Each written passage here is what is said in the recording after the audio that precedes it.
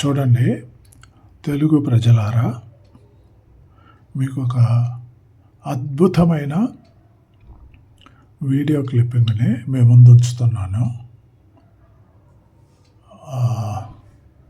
ఇందులో మాట్లాడుతున్న వ్యక్తి సాదాసీదా నార్మల్ వ్యక్తి కాదండి. ఒకప్పుడు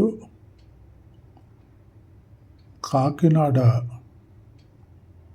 కార్పొరేషన్కి మేయర్గా పనిచేసిన వ్యక్తి అండి. ఈవిడ పేరు సరోజ గారు,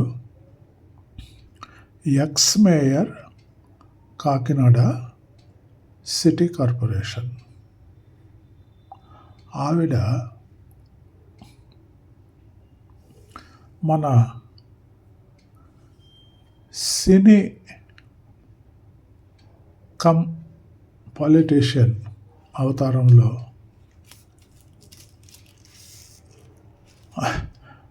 కుప్పిగంతులేస్తూ ప్రజల్ని కన్ఫ్యూజ్ చేస్తూ ఉన్న ఒక నాయకుడి గురించి, సోకాల్డ్ నాయకుడు గురించి ఆ మాటల్లో విందామా? ఖచ్చితంగా వినాలండి.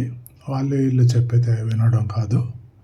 డైరెక్ట్గా మేడం సరోజ గారు, X mayor Kakinada city corporation. ఆవిడ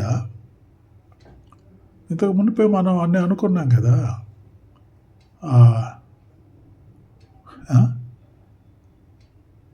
జేఎస్పిలో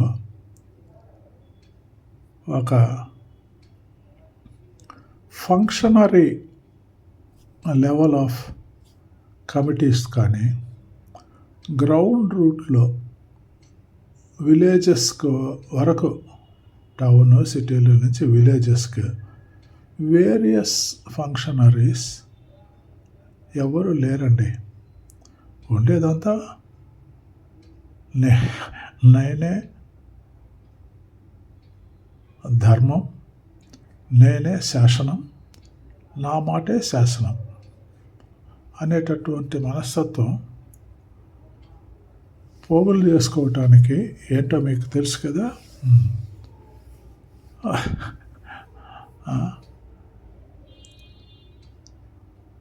కుటుంబ సభ్యులకి లాభాలు సమకూర్చి పెట్టడానికి అవసరంగా పనిచేస్తున్నారని మీకు అందరికి తెలుసు కదండి. ఇప్పుడు సరోజ మేడం గారి మాటల్లోనే వినండి. విందామా ఆవిడేం చెప్తున్నారు? తర్వాత మనం దాని గురించి వ్యాఖ్యానించవచ్చు, అంతే కదా. వినండి. కలవడం అంటూ జరగదు. పార్టీలో సుమారుగా 5 సంవత్సరాలు 3 నెలలు ఉన్నాం. ఈ 5 సంవత్సరాలు 3 నెలల్లో హార్డ్గా నేను కలిసింది 3 సార్లు అయింది. ఫస్ట్ టైం నేను జాయినింగ్ అప్పుడు 45 నిమిషాలు నాతో మాట్లాడారు. రెండోసారి బెంచ్ సర్కిల్లో ఉన్న ఆఫీస్ దగ్గర ఒక 15 to 20 minutes మాట్లాడారు, అంతే. మూడోసారి 4ఓసారి జరిగిన ఈ 2 మీటింగ్లో కూడా మహిళలందరితో కూర్చొని మాట్లాడడమో లేదంటే స్టేట్ కమిటీతో మాట్లాడడమో జరిగింది. ఇది విస్తృత స్థాయి సమావేశాల నుంచి పెట్టడం జరుగుతుంది. ఎక్కడైనా విస్తృత స్థాయి సమావేశాలు అంటే వాళ్ళు కూడా లేచి వాళ్ళ యొక్క వ్యూస్ని ఎక్స్ప్రెస్ చేసుకునేవి విస్తృత స్థాయి సమావేశాలు. కానీ ఈ పార్టీలో కేవలం పవన్ కళ్యాణ్ గారు, నాదెండ్ల మనోహర్ గారు మాట్లాడి స్టేజ్ దిగి వెళ్ళిపోతారు.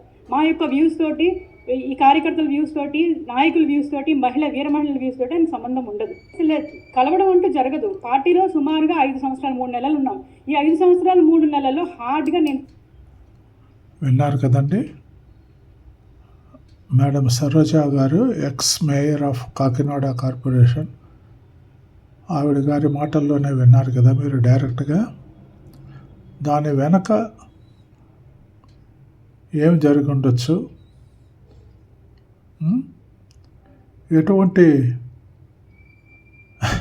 ఫంక్షనరీ స్టైల్స్ అనేది కూడా ఆమె లాస్ట్లో చెప్పింది కదా. ఒక అతను మాట్లాడతాడు, సో కాల్డ్ లీడర్, ఇంకొక అతను తానా పాడతాడు, స్టేజ్ దిగి వెళ్ళిపోతాడు. అదే కదా ఆవిడ మేడం గారు చెప్పింది.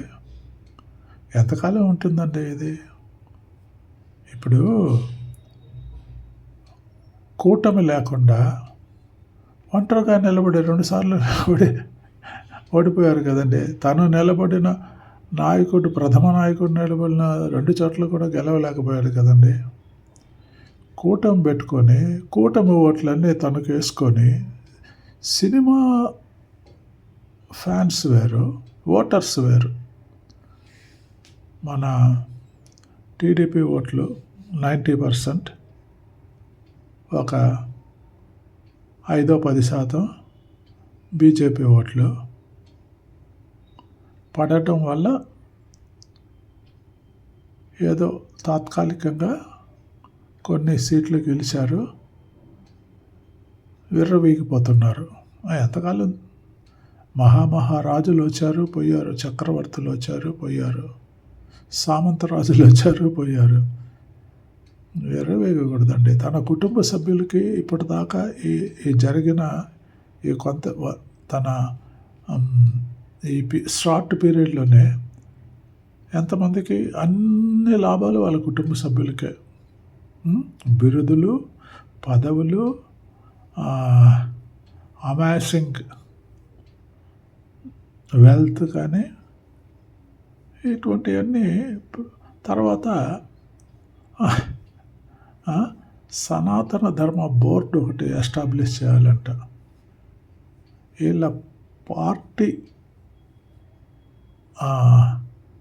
సభ నడిపిస్తే ఆ సభలో రికార్డు డ్యాన్సులు వేసే అమ్మాయిలతోటి డ్యాన్సులు వేయిస్తుంటారు. ఇదే సనాతన ధర్మమా? ఆ వీడియోలు కూడా పెట్టాం కదండి, చూశారు కదా మీరు. సరే, ఎక్కువ మాట్లాడితే ఇది చాలు, ఎక్కువ మాట్లాడాల్సిన అవసరం లేదు.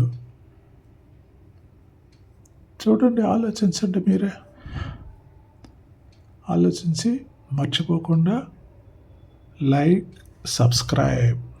Thank you. God bless you.